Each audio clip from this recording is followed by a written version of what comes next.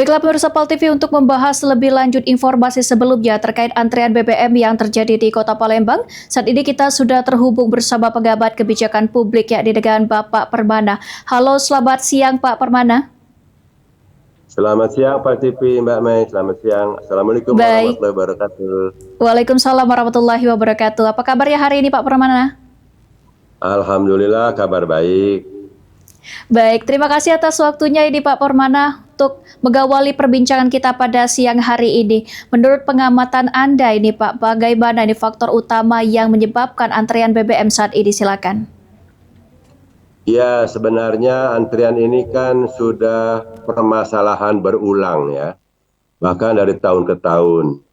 Berarti dalam hal ini perlu ada keseriusan pengawasan yang lebih intens dari aparatur terkait. Masalahnya adalah selalu berbicara masalah kekurangan pasokan. Kemudian juga di tengah kota terjadi kemacetan. Sebenarnya ini diperlukan untuk supaya lebih dilakukan lobbying kepada pemerintah pusat, khususnya Kementerian SDM yang dilobi oleh pemerintah Provinsi Sumatera Selatan. Jadi itu yang harus dilakukan sehingga pasokannya tersedia dan antrian di beberapa SPBU juga bisa terpenuhi. Ini selalu berulang di setiap kuartal kedua biasanya begitu Mbak Mei. Baik Pak Permana, apakah kondisi ini mencerminkan adanya kelemahan dalam sistem distribusi BBM di daerah ini Pak? Ya, benar sekali. Justru kenapa pasokannya itu selalu kurang sehingga konsumen dalam hal ini tidak bisa dilayani dengan baik. Nah, kuncinya adalah kita harus diidentifikasi mana yang kebutuhan untuk perusahaan industri, mana yang untuk keperluan daripada masyarakat biasa. Nah, untuk industri ini sebaiknya bisa ada langsung kerjasama dengan Pertamina melakukan kontrak dan para perusahaan industri, perkebunan dan lain sebagainya itu harus mempunyai tangki internal di dalam pabriknya. Jadi tidak harus ikut antrian. Antrian diperuntukkan kepada personal, kepada masyarakat yang pengguna untuk solar. Nah, sedangkan di beberapa perusahaan tidak mempunyai tangki internal untuk penampungan, sehingga ngantri bersamaan dengan di beberapa SPBU umum. Nah, inilah yang menjadikan antrian panjang. Kemudian yang kedua masalah pasokan. Pasokan kan ini perlu adanya lobby khusus. Bahkan harga BBM di Indonesia ini ditentukan oleh Prabu Muli salah satunya.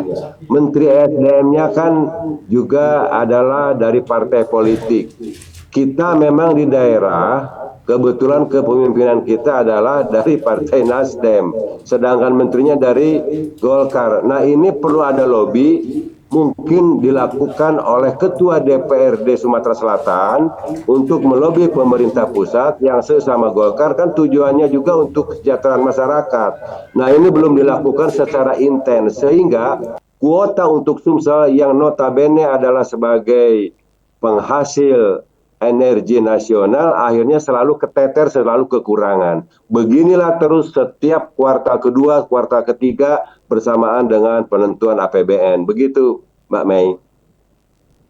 Nah, menurut kacamata Bapak selaku pengamat kebijakan publik ini, bagaimana dampak antrean yang berkepanjangan terhadap aktivitas ekonomi, khususnya sektor transportasi, logistik, dan juga distribusi barang ini, Pak Permana? Ya, ini sangat merugikan karena transaksi perdagangan yang dilakukan di daerah menjadi terganggu. Yang harusnya barangkali konsumsi ini bisa tepat waktu datang ke Kota Palembang, ke Pasar Cinde, ke Pasar Palimo dan sebagainya, semuanya terhambat dikarenakan antriannya sampai jam 2, jam 3 malam. Bahkan ada 2 orang yang kejadian kelelahan sampai terjadi meninggal. Jadi ini perlu ada political will, kekuatan strong leader ya, strong leader artinya kekuatan melobi kepada SDM dan juga untuk dengan Pertamina duduk bersama. Masa kita Sumatera Selatan penghasil migas kok keteter seperti ini? Kenapa provinsi lain tidak? Nah, ini perlu dipelajari. Kenapa provinsi lain tidak separah ini? Jadi perlu ada lobbying-lobbying khusus karena lobbying itu adalah untuk kohesivitas atau kenyamanan di dalam bernegosiasi. Ini kuncinya hanya dilakukan oleh kepala daerah untuk melobi pemerintah pusat. Namun disadari, saya sebagai pengamat kebijakan publik bahwa gubernur kita ini kan dari Nasdem, kementerian menteri SDM-nya dari Golkar. Ini ada barrier ya, ada pembatas. Sehingga tidak ada salahnya ketua DPR untuk bisa sowan ke Menteri BSDM bahwa kuota di Sumsel itu disesuaikan dengan kebutuhan konsumen yang ada. Sehingga di beberapa SPBU tidak terjadi kemacetan. Ini mutlak dilakukan. Lemahnya lobbying antara daerah dengan kementerian. Itu Mbak Mei. Baik Pak, terkait dengan kuota, beberapa waktu lalu dalam rapat yang dilakukan oleh pemerintah Provinsi Sumatera Selatan, terungkap jika kebutuhan Sumatera Selatan ini sebesar 2 juta kiloliter, namun hanya mendapat kuota 600.000 kiloliter ini Pak. Apa penyebab kuota di Sumatera Selatan ini tidak dipenuhi 100% oleh pusat? Iya, kenapa tidak dilakukan 100% 2 juta kiloliter? Artinya perlu ada duduk bersama, perlu ada pertemuan antara kepala daerah dengan Kementerian SDM. Mohon maaf, itu wakil SDM itu adalah kawan saya, ya, wakil SDM namanya Pak Yulio Tanjung. Saya secara pribadi, saya mengkritik, saya bilang Pak Yulio, kenapa Sumsel sebagai penghasil migas, tapi kuotanya hanya sekitar 40% dari kebutuhan yang diperlukan oleh konsumen Sumatera Selatan. Nah ini coba paparan dulu katanya, kita ketemu dengan Bapak Menteri Bahlil. Jadi ini diperlukan kekuatan teamwork yang baik untuk kita menuntut bahwa kuota kita harus dipenuhi 2 juta kiloliter itu.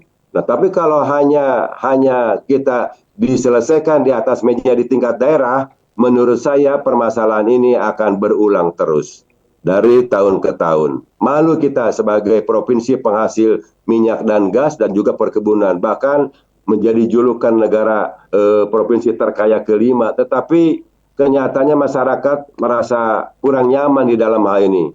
Mungkin itu yang perlu dilakukan, ada lobbying-lobbying kecil, karena semuanya adalah politik itu adalah partai juga tujuannya sama untuk mensejahterakan masyarakat dan memudahkan konsumen sehingga daya belinya menjadi tersedia dan ini adalah menjadikan ekonomi daerah tumbuh.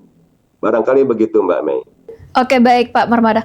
Lalu ini regulasi ataupun aturan jam pengisian BBM jenis solar ini efektivitas dalam mengatasi persoalan antrean solar selama ini Pak?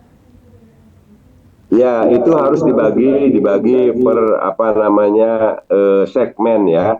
Barangkali untuk yang solar industri untuk perusahaan mungkin bisa ditunjuk SPBU yang berada di bypass di jalan lintas gitu. Tetapi kalau untuk yang bukan perusahaan untuk industri bisa dilakukan di tengah kota seperti di kilometer 5 Punti Kayu. Nah, itu diperuntukkan untuk masyarakat pengguna solar. Tetapi kalau untuk yang pabrik-pabrik mungkin bisa dilakukan di bypass di Jalan Soekarno-Hatta dan dilakukan jamnya mungkin dari jam 10 sampai dengan jam 12 atau jam 1. Nah ini baru kebijakan daripada pemerintah provinsi.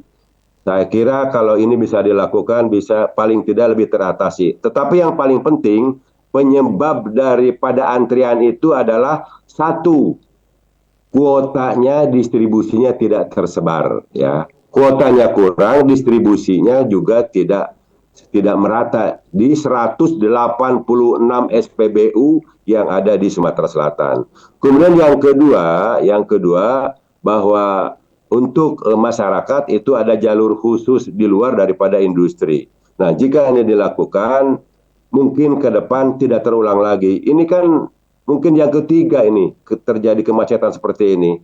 Bahkan beberapa kenek dan supir kelelahan dan ada juga korban yang meninggal sampai 2 orang kan karena dari semalaman mengantri sudah capek. Jadi perlu ada kekuatan lobbying di antara aparatur yang stakeholder terkait. Kemudian tidak lupa juga kepada perusahaan-perusahaan industri sebagai pengguna manfaat itu harus ada kontrak kerja dengan Pertamina langsung dan disediakan di perusahaan perkebunan dan perindustriannya adalah ada tangki-tangki khusus secara internal di pabrik. Jadi tidak ikut ngantri untuk industri itu. Inilah yang menjadikan kemacetan antrian semakin panjang. Oke, baik Pak Permana. Menurut Anda sendiri nih Pak, apakah pengawasan di lapangan ini sudah berjalan optimal? Jika belum, ini apa yang perlu diperkuat ini Pak? Kita ini kan ada tim TPID ya, tim pembina pengawasan pengendali inflasi. Sebab ini kalau ada terjadi inflasi, salah satunya juga bisa oleh BBM, bisa oleh sembako. Nah, ini harusnya lebih berjalan. Ketua tim pengendali itu adanya di sekretaris daerah, ya. Sekretaris daerah bisa mengajak aparatur terkait. Di dalamnya ada dinas perhubungan, ada kepolisian, ada dinas perindustrian perdagangan turun bersama. Dan setiap SPBU juga harus dicek sekurang-kurangnya 3 bulan sekali untuk dilihat nozzle-nozzle-nya ya. Karena 1 liter di SPBU juga belum tentu sama. Yang boleh saya jadikan contoh itu SPBU yang di Pakri di Pertamina. Itu sangat 99,9%. Jadi hanya 0,1 bahwa liternya itu benar ya. Saya bisa pastikan itu karena saya sudah melaksanakan membeli di sana dibandingkan dengan SPBU lain. Ini juga menjadi krusial apalagi dengan adanya pasokan dan perang Timur Tengah ini menjadikan kelangkaan di dalam distribusi. Tetapi paling tidak jajaran stakeholder terkait dipimpin oleh kepala daerah paling tidak ada political will bila perlu melakukan paparan bersama di Kementerian ESDM. Saya yakin dengan adanya lobby-lobby ini, Sumatera Selatan sebagai lumbung energi dan sebagai penentu harga BBM di Indonesia bisa terakomodir kuotanya. Begitu, Mbak Mel. Oke, baik. Terima kasih Pak Permana selaku pengamat kebijakan publik yang sudah bergabung bersama kami di Liputan Metropolis Siang. Dan kita harapkan bersama nih semoga permasalahan terkait BBM ini cepat teratasi ya Pak Permana ya. Sekali lagi terima kasih Pak Permana atas waktunya. Selamat beraktivitas kembali. Selamat. Terima kasih.